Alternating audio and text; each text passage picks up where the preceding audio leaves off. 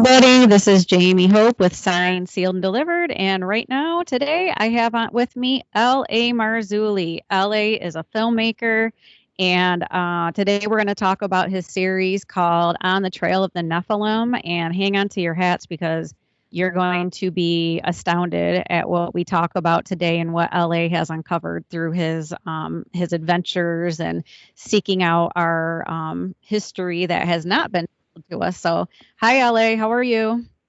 I'm good, Jamie. Thanks for having me back on. Appreciate it. Yeah, I'm really glad to have you on today. I watched, so you have so far, I was able to watch four of your episodes on Trail of the Nephilim, and we're going to break it down. There's so much material. I wanted to make sure we go over it and kind of have a format for how we discuss this so people are able to follow along and learn some new things and even be able to look up for themselves. So, what a lot of people don't know is in the US, we have a lot of these uh, mysterious sites. We have the Cahokia Mounds, and we have on the East Coast we have similar things. So can you tell us some of these historical sites that you've been to? Can you tell us about those? Well, you mentioned Cahokia. That's the largest mound in North America. I mean, it's absolutely humongous. Well over 450,000 tons of earth were used to construct Cahokia. Another site that we went to, which is in the film, is called Fort Ancient. And when I got out of the car, and Fritz Zimmerman, took us to Fort Ancient. My wife and I went to Cahokia on our own. Fritz has never been to Cahokia. And also all the mounds down in Georgia, Louisiana. The second largest mound is found in Louisiana. And we filmed there with our friend and who's an archaeologist / anthropologist, Rick Woodward. And it's called Poverty Point. That's the second largest mound in the Americas. And no one knows who built it. They'll say that the Native Americans built it, but there's really no evidence of that. And of course, it's a lost race, and they can't have that, and because that gets into supernatural stuff. But Fort Ancient, the Great Circle Mound in Ohio, the Serpent Mound in Ohio, which is the largest serpent effigy on the planet, and it may have been covered with mica. I wrote a paper on it, which is a new paradigm LA. for the Serpent Mound. Yeah. I'm getting I don't know why, but you're really right now. It's almost like the internet's worse than it was before for me. You're really broken up. Can we go back and call again on the other one? Because I think the other one was better. How am I looking on your end? You're fine. Okay. All right, let me hang up, or if you want to call me right back again, I'm sorry. I just don't. Now you're starting to look a little clearer, but I just think I might have had a bad connection. I told my kids if I catch them on the internet, then they're going to be in trouble. But I just want to make sure you're just a little bit fuzzy. So can we hang up and call right back? Okay, thank you. And then I'll splice this in. Okay. First of all, let's talk about the Cahokia Mounds. And what did you find there when you went there? Well, the Cahokia Mound, again, is the largest mound. It was erroneously called Monk's Mound. No one really knows who built it. There's all sorts of archaeological pundits will sit there and say, well, Native Americans built it and they just dispersed and everything, but we really don't know. And that's why we have Chief Joseph Riverwind, who's a Tiano Peace Chief. He's appears in, I think, 3 of our films. And the chief basically states on the record, unequivocally, that Native Americans built some of these smaller ones, but certainly nothing like Cahokia or the Great Circle Mound, or the Serpent Mound, or the Octagon Mound. All these places are out through the Americas. We see advanced knowledge of trigonometry, geometry, advanced mathematics, surveying techniques. They're all embedded in these sites. And the whole thing, when you start to deconstruct it, archaeologists will say, well, it took Native Americans, 300 years to build Cahokia, or they'll just come up with a number. Meanwhile, another guy goes in there and he starts going, well, not so fast, citizen. Cahokia might have been built in 20 years. And that's, again, conjecture. Nobody really knows. No one was Didn't I see in your video that they were talking about something about the pollen and the layers they found did suggest that they were built in decades over, they could tell by the soil and all that? Yeah, by the soil, by the pollen content, it appears that it was built so they go from, let's say, 300 years to 20 years. So how can they be so wrong, when they come out with a statement 300 years, and then it's only 20 years. Well, you don't even know that really. 20 years makes a lot of sense to me. But when you deconstruct Cahokia, what I mean by deconstructing it, the mainstream archaeologists insist that Native Americans use these primitive hoes, the shoulder blades of deer, the scalpel of a deer made into a hoe, or a clamshell hoe, or another hoe out of let's say flint. So we hired a flint maker, a flint knapper, and he created us a museum quality of a hoe that would have been used thousands of years ago. And out he goes into the field. We filmed all this. It's actually in the film. We filmed it all, and we show him digging with the hoe, and then taking his hands, because they don't have shovel, and loading the bucket, and then walking that bucket, maybe 100 yards, 150 yards to where the building site is, and then he dumps the dirt and he tamps on it. When I show that clip to people, the audience just erupts in laughter, completely erupts in laughter. The whole thing just breaks down, falls of its own weight. And we had a gentleman, this guy was a docent at one of the largest complexes. It's called Fort Ancient. It's also in Ohio. And he talks about deconstructing the mound. Well, Cahokia, just like Fort Ancient, would be Fort Ancient smaller than Cahokia. But Cahokia is well over 450,000 tons of earth. So what does that look like? When you take dump trucks and stack them end to end, and fill up those dump trucks with dirt, and park those dump trucks end to end, you have over 200 miles of dump trucks. And we're supposed to believe that primitive people did this with these primitive tools. As I said, the whole thing just collapses of its own weight.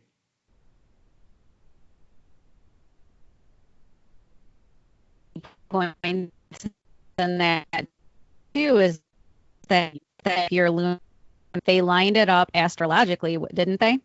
Some of the other sites, they were able to. Some of these sites they were using like Pythagorean theorem 1,000 years before it was even used or discovered, really. Yeah, but by people in the Western world, some of these sites, like Cahokia, like pretty much all of them, there are solstices alignments. There's advanced geometry, advanced mathematics. And this is where, again, when you present this to people, the whole theory that mainstream archaeology holds just collapses of its own weight. If Native Americans didn't have trigonometry and advanced surveying techniques, then they didn't have it. So how did they embed these advanced surveying techniques and the advanced geometry within the mounds? And the bottom line is they didn't, because they didn't build them. And the Native Americans, according to Chief Joseph, and we quote him again in the film, we quote this one chief, Chief Wallace from the Shawnee, who stated that, no, the Shawnee did not build a serpent mound. And you can see Chief Joseph's eyes smolder when he talks on camera. And he says, you know what? They're trying to tell us that the Shawnee built it when the Shawnee chief says we didn't do it. So they're throwing this narrative, shoving this narrative down everybody's throat, which is a false narrative because it fits their paradigm. Well, the Shawnee built it. The Shawnee said, no, we didn't. Interesting. The Native Americans, they have, their oral traditions that they've handed down over the years, and they're pretty meticulous about it. And they do say in there that is not something that, was part of our history, that was part of our storyline. But wasn't it the scientific community that said something to the effect of, oh yeah, you guys did it, you just must have forgotten? Wasn't that kind of their narrative? When I present this information at conferences or lectures at churches or whatever, when I tell people the way all this came about, there's a guy called Cyrus Thomas, and all this was, people were arguing over it. They had one camp was saying there's a lost civilization here, none of this makes any sense. And you had guys like Cyrus Thomas, who basically saying, oh no, Native Americans built this, but they just forgot that they had done so. They just forgot that they had built the mound. And that has become the accepted paradigm in the archaeological world today. That's what you go with. That's what you're taught. That's what you parrot verbatim. It's absolute nonsense. It's total nonsense. And the reason for this is a lot of people were looking at it and saying, you know what, Native Americans didn't do this. Native Americans themselves say we didn't do it.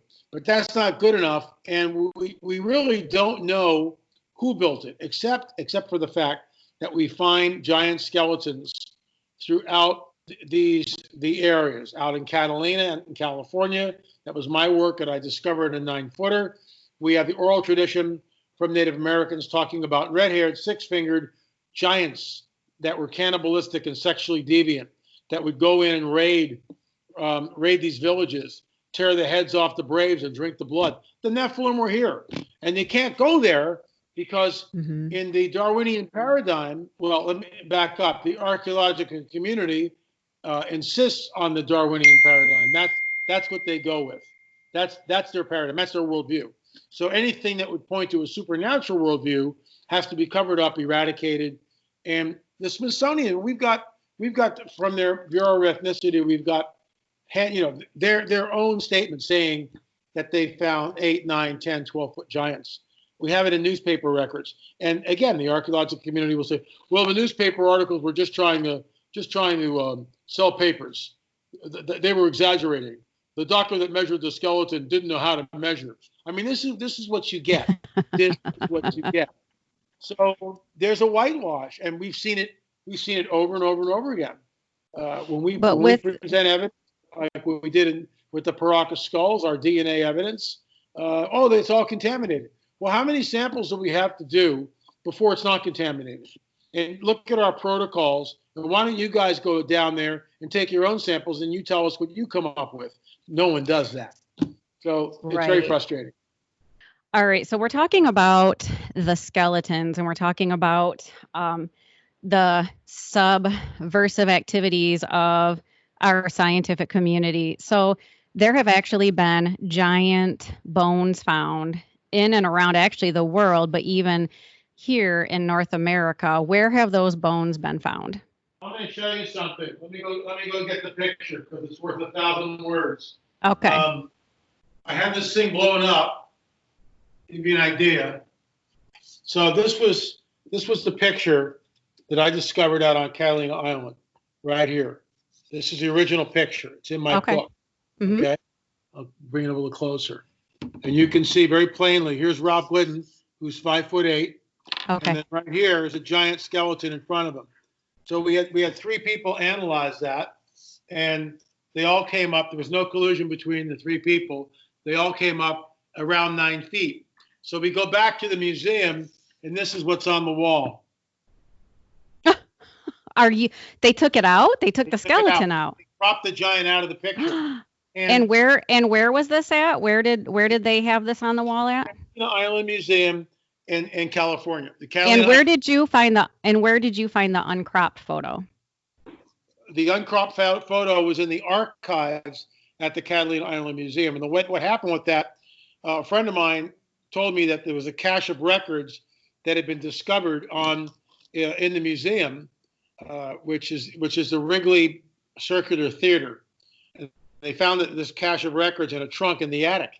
And they went through it and they realized, oh my gosh, here's the Ralph Glidden lost documents and photos. So when I got there, everything was picked over. Everything was cataloged in museum boxes, folders, plastic around the photographs, all this. Within an hour, and look, I've been to archives, and most of the time you can spend hours in the archives and not find anything. I'm hitting pay dirt in 20 minutes. I mean, I couldn't believe it. And the picture was a 5x7 black and white, the original photo. And we had, and I looked at it and I called the curator over and I said, how big was Ralph Glidden? He said, 5'8". I said, you're looking at a giant in front of him. And that picture went viral. It's my intellectual discovery. Other people have, been riding my coattails with it, but I got to stand up for myself. It's like, I'm the guy that spent $1,000 to get out there.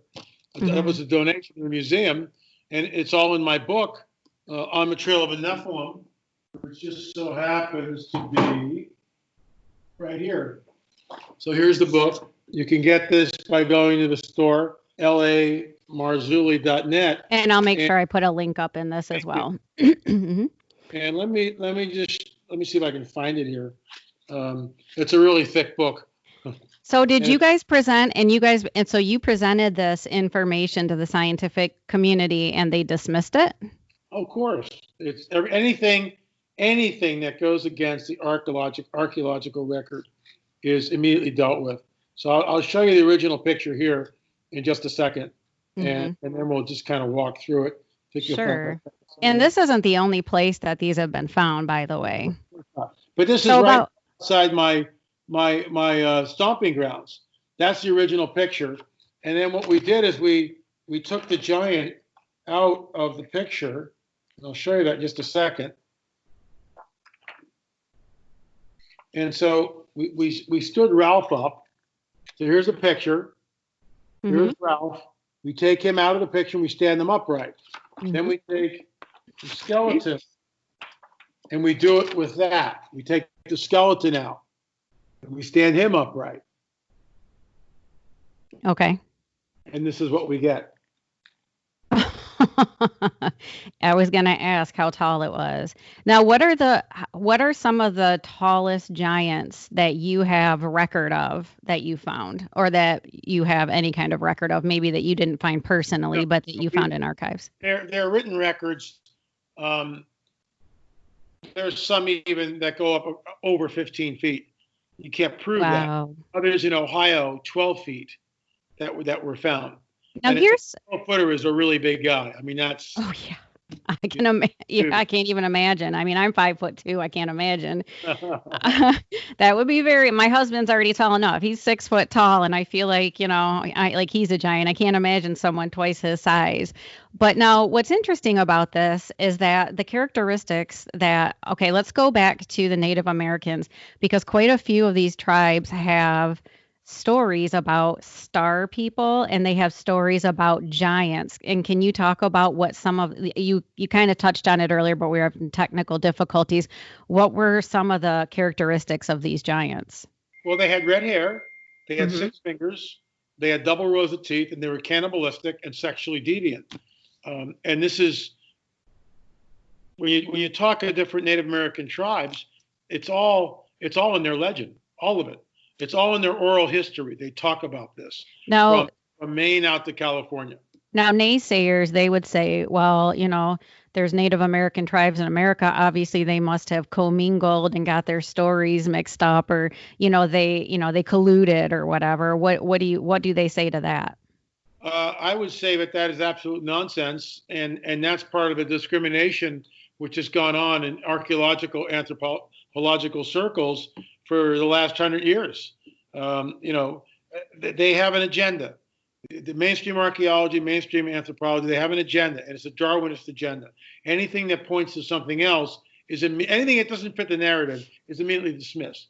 Large axe handles or axe heads, large spears, large skeletons. They insist that Cahokia was built one basketful of dirt at a time. And the one that they used, they uncovered in a dig, they uncovered a mound where you could see the basket of dirt very plainly in the mound. Well, okay, I get that. But you don't know who put that there, and you don't know when that was done. That might have been used in a secondary funerary situation. And we know Native Americans went into these mounds when they found them and used them as secondary funerary sites. We know that. We know that. So just because you find evidence of one basket full of dirt in one mound, look, the whole thing, there are 10,000 mounds in Ohio alone. Wow. There's not enough people and not enough time to do this. And you remember, Ohio is frozen for 4 to 5 months out of the year. So now you've got a window like this. Look, in the Circle Mound, when we show this, the Great Circle Mound in Ohio is 1,250 feet in diameter. When I was there, Jamie, for the first time, and this is years ago, I remember walking up the asphalt path. The museum was on my right. It was closed that day because I got in there probably at 6 o'clock, 7 o'clock. The sun was starting to go down. And I walked into the entrance. And this huge mound work in a circle, as far as I can see. I mean, I can see the other end, but it's 1,250 feet away. That's how. Do the math. It's a long ways away. All right. And I'm looking at this thing, and every nerve ending is on fire. Every nerve ending. I'm hyperventilating. Why? Because I know what I'm looking at is not human. Human beings didn't do this. This is the fingerprints of the supernatural.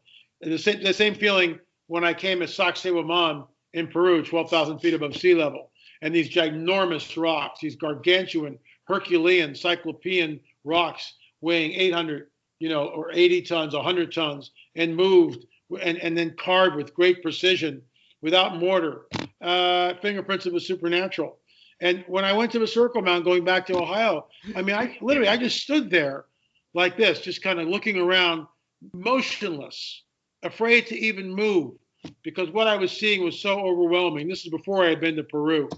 It just blew me away completely. Now let's put some of this together, because people are getting, we're giving them pieces. We have these thousands of mounds. We have all these different sites that have these, these engineering feats with mathematical advanced, expertise needed. We have all of these other, they're astrologically aligning. We have all these things. Then we have stories of giants from different tribes around the nation. And the characteristics are red hair, double rows teeth, 6 fingers, giants. The interesting part is that in episode 4 of On the Trail of the Nephilim, you talk about a guy named Barry Fell, who, and interestingly enough, I was telling you, I bought his book. I didn't even watch your show yet, but it just popped up in a recommendation. I bought it. And what it talks about in there is that there are, in these ruins, in some of these other, like we'll talk about the altars and things in New Hampshire and Vermont. But what's interesting is there's inscriptions that are ancient inscriptions that have been dated back thousands of years, and they're from Celtic origins, some of them Phoenician origins, even Libyan origins. So it's interesting to me that we are now finding, in the book America BC, which coordinates with your show, they even say in Oklahoma and Colorado they found Celtic inscriptions. They say even in Paraguay river caves they found these inscriptions. So what are the characteristics of Celtic people? A lot of times is red hair. So I just find that interesting that the Celts, there's evidence that the Celts were here thousands of years ago, and yet there's these giants with red hair that are being told about in Native American lore. What are your thoughts on that? Well, when I was at America Stonehenge, and we have this on film when we show it. This is episode 4 in the series. And folks, you can go to our website, lamarzulli.net, and go up where it says DVDs or films, and there's a link that takes you right to our new Vimeo page. And I'll put that link up as well. Bucks, where you can buy the DVDs if you're a collector. But here's the deal. We show this in the film, and I'm walking around with a little handheld Osmo camera. It's for B-roll. I'm not really expecting to see anything. We're in the museum. Kelsey Stone, 3rd generation of the Stone family, is there, and Kelsey is taking me this little mini tour through the museum. And it's a very, very quaint museum at America Stonehenge. And that, by the way, is in New Hampshire. It's an amazing site. And I've been there numerous times now, and we'll probably go back again. And next time, if I'm at all in the area, we always make a beeline. I'm sure. So Kelsey's talking about, and here in its display case, we have the stones which show writing on them. Okay, so I have no idea what he's going to. And I go, well, what's this one? And he goes, well, this stone was found on the site, and in the film we cut to the place where the stone was found under this huge megalith, which was a roof. The chamber's roof collapsed, so it's on the ground, and these guys are digging around and they're looking for stuff, and they find the stone. The stone lays in the museum for 11 years. No one knew what it was. No one could translate it. 11 years. Well, Professor Barry Fell comes walking in, Harvard professor, and he goes, I know what that looks like. It looks like Proto-Phoenician. So Kelsey's telling me all this. When I say, well, what does it say? And Kelsey goes, it's a dedication stone to Baal of the Canaanites. You hear this long pause in the film. I left it, didn't edit anything. It's just this long pause. And then I go, what did you just say? I can't believe what I'm hearing. He goes, and he kind of giggles nervously. He goes, yeah, it's a dedication stone to Baal of the Canaanites. And it's like, they don't understand that connection. They do now because on the trail of a Nephilim, we talked about it. Mm-hmm. Baal of the Canaanites, this is Nephilim central. Right. The sacrificial altar was just that. They sacrificed human beings on that altar. And what a lot of people don't know about the Canaanites is that they were what distinguished them as a people. Well, the Canaanites is a broad term for what were Nephilim tribes. Now, maybe not everyone was a Nephilim, but it's very interesting when you go in the Old Testament and you start looking into that, and no longer will a Canaanite dwell within them. I mean, they go for the Canaanites. And this mandate from a loving, holy God comes down to Joshua and Caleb way back in our Bibles to eradicate all these entities, all these tribes that are there. And that's genocidal. That's, homicidal. It's capricious. It's maniacal. But what we're looking at, and this goes back to the Genesis 3:15 narrative, and by the way, is the basis for my work. I've written 13 books on this, and the 14th is coming out. It's actually finished. It's going through the editing process. Awesome. On the second incursion. What people don't understand is it goes back to Genesis 3:15 of the seed war, where it says that the seed of a serpent, the offspring of a serpent, will be at enmity, at war with the offspring of the woman. He, Messiah, will crush the serpent's head. That sets up the rest of the biblical prophetic narrative. So the Nephilim tribes are back, and they're in the Levant because the dragon gets wind that the Most High God wants this piece of real estate. There is no Israel at this point. There's the Israelites coming out of Egypt, but there's no Temple Mount or any of that stuff. And the dragon gets wind that Most High God wants this real estate. So I wrote about this in my book, The Cosmic Chess Match.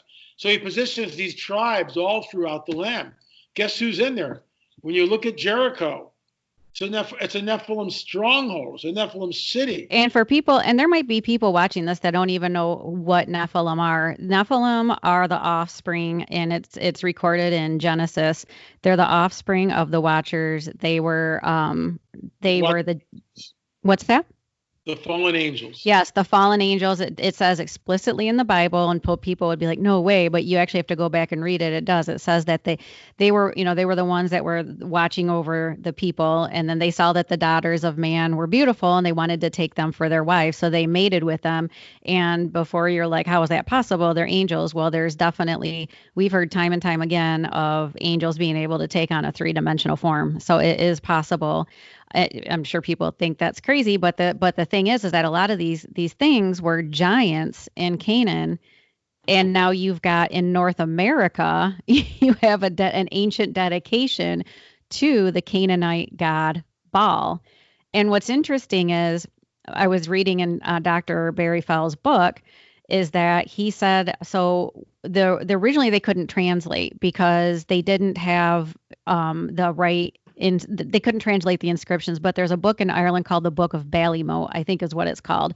It's actually in Dublin right now, but the issue was back in like the 1700s when they're discovering all this is that they find the Book of Ballymote over there, but they didn't have any mounds or any ruins that they saw that had these inscriptions. So they're like, okay, we have this book and it's saying that these are basically the translations of these ancient inscriptions, but what inscriptions? We don't have any inscriptions. This just must be a junky book. Like it must just be not true.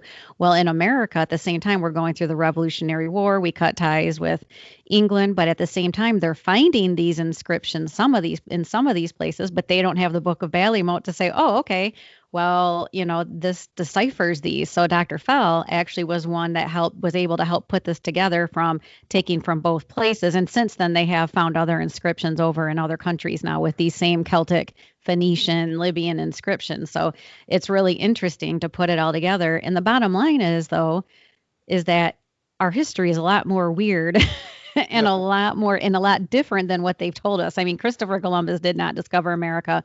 Most likely they didn't come over from the Bering Strait. Why do you think there will be a point where there's going to be a reckoning where the scientific community, the archaeological community, because of one of the good things about, technology is that this information can get out like this, and you actually have documentation, you actually have scientific evidence. Are they going to be faced with this and have a reckoning where they're going to have to finally come out and say, okay, we were wrong? No, they won't. Maybe in 100 years. I don't think we have that long here. I mean, science is very, very slow to admit anything. I mean, just look at the nonsense going on with the Wuhan virus.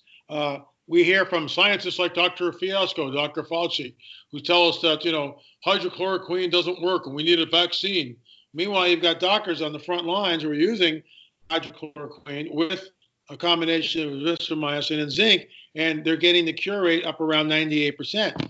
And the people who are dying have secondary issues, they're diabetes or, heart disease or whatever. So, who do you believe? What do you believe? There's an agenda. There is an agenda. It's just like, and it permeates the scientific community and academia. It just permeates it. That's everything. Everything runs on Darwin. There is no God. There is no right or wrong. There is no evil. There is no, arch enemy like Satan. Jesus really was just a historical figure. He was a good guy. He really didn't rise again from the dead. It's all okay. Everybody go back to sleep. That's the position. So when a guy like me comes along and starts uncovering this stuff and pointing to the supernatural and going like, hey, this validates the biblical narrative, they don't like that. Of course they don't know. want to hear that. They don't want to hear it. And the interesting thing is that, again, you have these Native American traditions and oral traditions that also back up the fact that, you have the Bible's talking about giants. You have Native Americans that are talking about giants. I mean, then you have the flood occurrences. You have so much more evidence that outweighs what they're trying to, they're trying to keep this information from getting out there. And then along with these, let's go back to the skeletons, because this fascinates me. And I actually wanted to ask you about, I noticed that you talked about the hypogeum and on the island of Malta, that you actually went there. There's a story, and I'll put the link in here too for people. I'm sure you've heard it. It's completely the creepiest thing I've ever heard.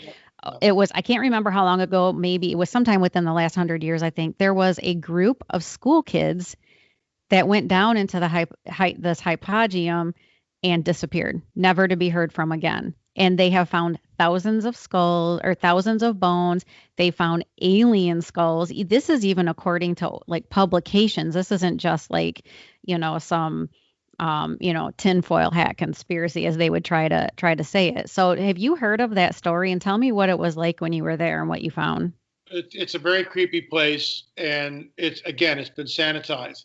The hypogeum lay hidden away for thousands of years. No one knew it was there, and workmen discovered it, and they started going in there and looking at it. Well, one of the things that I brought up to our docent, there's no evidence of torchlight in the hypogeum.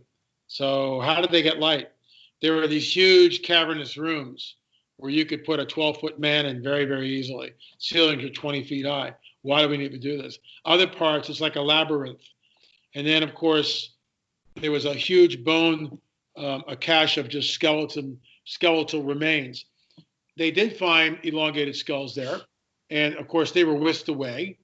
And it's a managed agenda. There are no giants.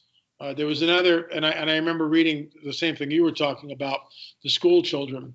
In the island of Malta, there are tunnels that connect from one point to the other. And some of those have been sealed off. You can't even go there anymore. The hypogeum, you can't go in with an iPhone or any phone. No pictures are allowed. Why? Did they say why? Well, no. You just can't do it. Everything, it's a controlled environment. They only go in with 10 to 15 people, and some parts are sealed off. Some parts, you don't get to see the whole thing. So it's a controlled narrative. And in fact, we have a contact on the island. The guy's a pastor, and, things move very slow. And, I offered to whatever. He knows, I guess, the woman who's a curator. We could maybe get in and do DNA testing or look at some of the skulls or whatever. But, everything moves very slow, and there's always 20 brick walls in your way, always. because they don't want this stuff going out, because it points back to the validity of a supernatural worldview. Right. And again, in Darwinism, there is no supernatural, so we can't have that coming out of the bag. Right. Do you remember that story though with the kids? Weren't they hearing screams from beneath the streets or something? And did they just never find them? What did they say happened to these kids? Well, and that what's very interesting about that story is, and I know the story, but I haven't tracked down the source of it yet. So the whole story could be a canard, the same one where this woman goes in and there's a chasm, and she she's down in the hypogeum, and she sees on the other side this group of giants walking, 12, 20 feet tall, whatever. Mm-hmm. I've heard that too. Yeah, I mean, so there's all this legend around the hypogeum, but I mean, the whole place is controlled, and we show a snapshot of it that I took from a book that I had at one point that burned in the fire. Fire, yeah. So we lost all that stuff, but it shows this one oracle chamber, very similar to the oracle chamber in America's Stonehenge, where I went in and it amplified the sound throughout the whole hypogeum. It must have been terrifying to go in there. All this is underground, and the entrance was hidden. So they would sacrifice. This is my theory.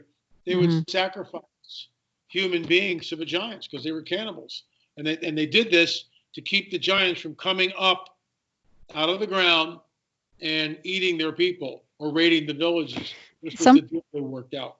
Some people watching this right now that are not familiar with this are like, what are they talking about? But this is the story that we were just discussing about the kids. That was actually a mainstream news story. I mean, they don't go into necessarily. I have heard that about the woman that saw in the chasm, the beings down there that were really creepy, but the kids, that is actually a legitimate story. And like I said, for those watching, I will include the link in there so you can go check it out. That was mainstream. It wasn't like some, blogger in his basement talking about it. But the one thing that's interesting is that, so this isn't just controlled narrative and controlled history in North America or the Americas. It sounds like this is a world, what's that? It is global. Yes. Absolutely global. And would that be, do you think that UNESCO's because UNESCO, for people who don't know, there's the United Nations and Education Scientific Community Organization. They have a lot of their, their heritage sites and their historical sites and all that. Have you had any run-ins with them? Do you know anything much about them? And if they're kind of behind a lot of this, or do you not know? Well, yeah. I mean, the whole World Heritage Site, they control the narrative at all these sites.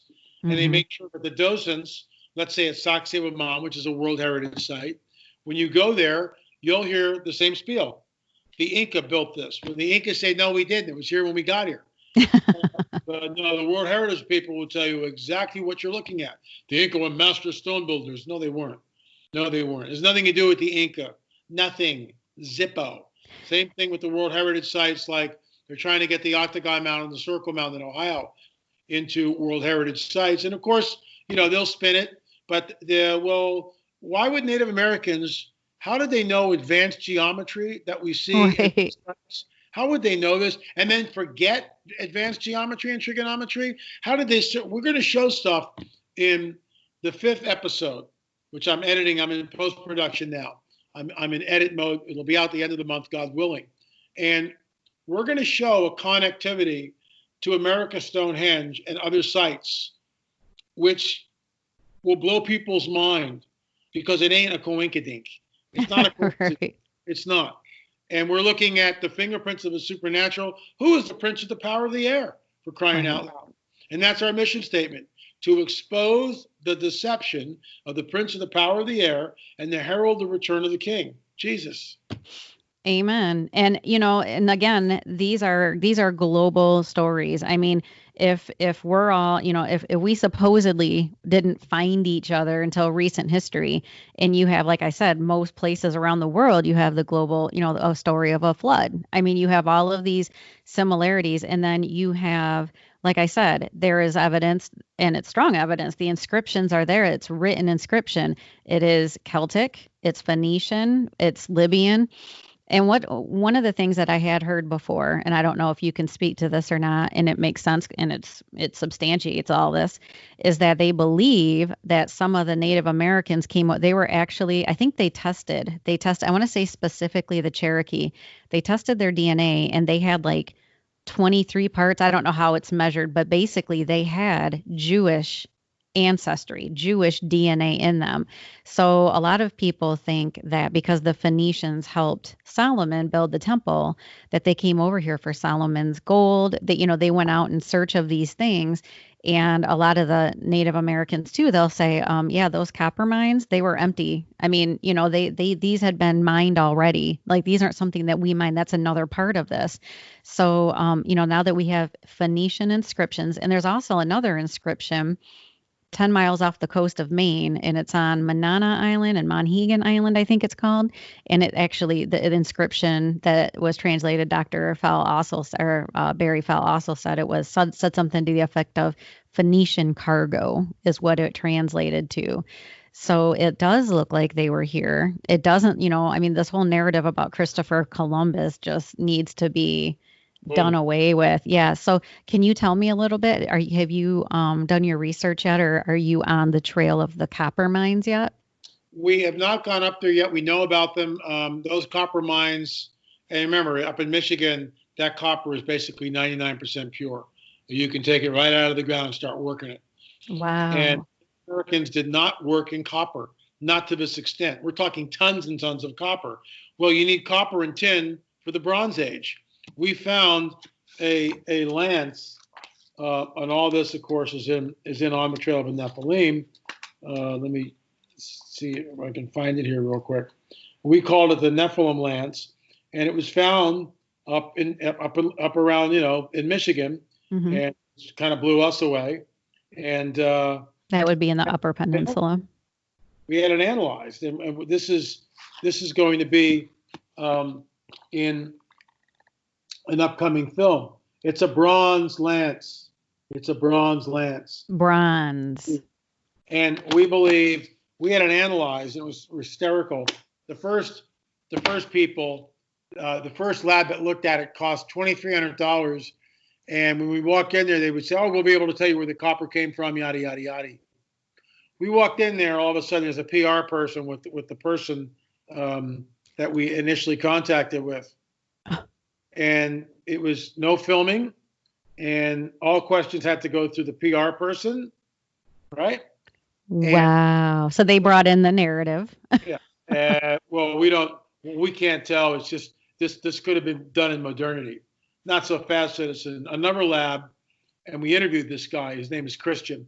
And Christian, I met him up at the Chuck Missler's conference up there, and he volunteered to work. And this will all be revealed in an upcoming film, Out of Place Artifacts. We show that the isotopes from this lance come from the UK, which is the tin, and also we've discovered that some of the isotopes are Syria and Turkey, the Middle East. Need I say more? Wow. And again, they're just trying to. Now, you did actually have a couple people, and one was a microscopist, and then there was another one as well that Mark Armitage, I think is what his name, or Mark Armitage. He was fired from the California State Northridge, and he was fired because of what he found, correct? Because he wanted it published, or what was the story behind that? He published his findings in a secular journal. He never mentioned his Christianity or his not believing in the Darwinian theory, to the best of my knowledge. But Mark Armitage, and he comes on the record in the very first film, and we show this unbelievable bias in academia. Science, no. We go with science as long as it backs up what I want to believe. And then if anything different, not so fast, citizen. And you get fired, and you get called all sorts of names and everything else. So Mark Armitage is up at a place called Hell's Creek, and he's out looking for fossils. And at the last day that he's there, he finds this enormous Triceratops horn. He takes it back and he cuts it open, and he finds, he's a microscopist, so he's looking at a scanning electron microscope. He finds soft tissue in this fossil. He photographs it, and it's fast track, and he publishes the article. Well, the head of the department comes in and says, well, we just can't have you, inserting your Christian beliefs in this department. That's going to happen. And so he's fired. So he takes it to court, and he settled out of court for, I guess 7 figures, 6 figures, whatever. And he comes in on the record, and he basically says, and the reason why we show this is to show the blatant, in-your-face bias in the scientific community. So he finds this soft tissue in a fossil, he publishes it, and he's fired for that. That's science. Now, explain what the repercussions are for finding. What does that tell you from him finding this in the Triceratops, finding the soft tissue? Why would that be an affront to the scientific community? Why would they want to hide that? Is it because that means that it's not as old as what they think it would be?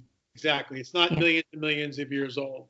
It's much, because you can't have soft tissue, right? In a fossil that's 100 million years or whatever ridiculous date they want to assign to it. It makes no sense. So it directly challenges their whole paradigm, and they're terrified of it because they know it doesn't work.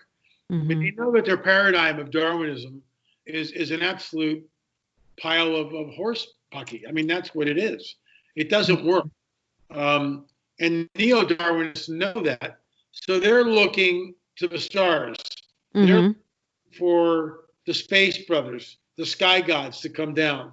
And they have the answer. They created all life on this planet. And I've written about that too extensively. That is the coming great deception. And we might be closer than any of us think to that.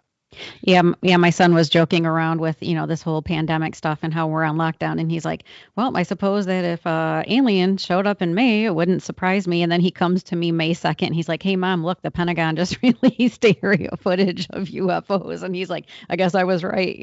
I think we're living in really strange times. And I think that I'm appreciative for people like you and what you're doing. And I hope that you can keep continuing to do this, because this is challenging. Well, this is challenging the narrative, and it's something everybody needs to see because we're being lied to. And it's funny that the people who look at Christians and who look at most people of faith and they laugh at them and they say, oh, they're anti-science. Look at them. They're anti-science. They believe in this goblin of a god, blah, blah, blah. But as soon as you start presenting actual scientific evidence, we're talking archaeologically, geologically, all of these microscopically, all these different things that support the narrative of the Bible. And all of a sudden they're like, oh, no, we don't accept that science. It just shows the pure hypocrisy that we're seeing. And I hope there's a reckoning with this. And people would be smart to start paying attention to this, because here's why it's crucially important. You can look at it and just brush it off all you want. But if they're lying to you about our history, what are they lying to you about what's happening right now? Good point. Really good point. Well, I really appreciate you coming on. It's been great. For those who would like to watch your shows, I will definitely put a link up for On the Trail of the Nephilim. So far, there's 4 episodes, and you're working on future episodes. And I will also put a link up to your books and your internet or your website, so people can go there and see all the information. You're just chock full of information, and what you do is so fascinating. So hopefully I'll be able to talk to you again in the future, and we can talk more about this, because this is so incredibly important. Like I said, people can brush it off, but if you're going to allow them to lie to you about your past, they're going to lie to you about your future. And that's something that we need to start forcing them to sit down and answer for their sins, for their sins of omission and lying. So hopefully stay on that. So do you have anything else to say before we go? No, just check out the website. This is an oversized book, as you can see. It's 8.5 by 11. It's full color, and it's just we're on the trail. What do you do with that? And these are all over the world. This isn't just North America. I mean, there's a lot of South American. You've been all over the place. I mean, you've been South America, obviously North America. You've been across the pond over to the Middle East. I mean, you've been over to the UK too, haven't you? Last year we filmed in Spain, Portugal, France, and the UK. And the year before that, Malta, Gozo, all throughout Israel, and then other islands like Sicily, Norba, Italy. I mean, we've been in a lot of places. There's a lot more to see, and that's why we're on the trail. That's great. And the awesome thing that you guys have found is that they all the things that you find are match, so you find something in North America that matches the same thing, the same artifact or the same setup temple or whatever, in these other countries. And you guys are looking at it from a scientific perspective, and you're the ones truly being objective. So hopefully people will get hot to this and they'll start paying attention. So I'd love to have you back on with your future finds. So I appreciate you coming on my show. Thank you, LA. God bless you. Take care. You too.